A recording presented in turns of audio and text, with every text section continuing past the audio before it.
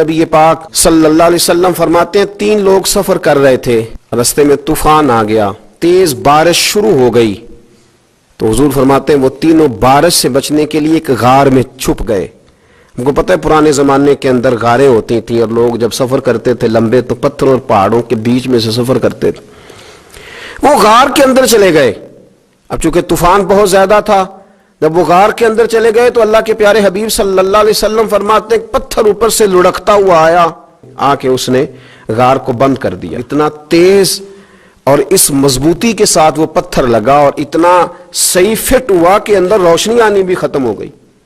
اب 3 لوگ ہیں، تھوڑی دیر تو وہ پریشان رہے کہ شاید اب کبھی بچ نہیں سکیں گے، شاید چاروں جانب اندھیرا ہی ہے اور اندھیرا ہی رہے گا، شاید یہاں سے نکلنے کے لیے اب ہمیں کوئی رستہ میسر نہیں آئے گا۔ وہ پہلے تو پریشان ہوئے، پھر کہنے لگے یار اس طرح کرو، اگر کوئی زندگی میں نیکی کی ہے نا تو ذرا اس نیکی کو یاد تو کرو۔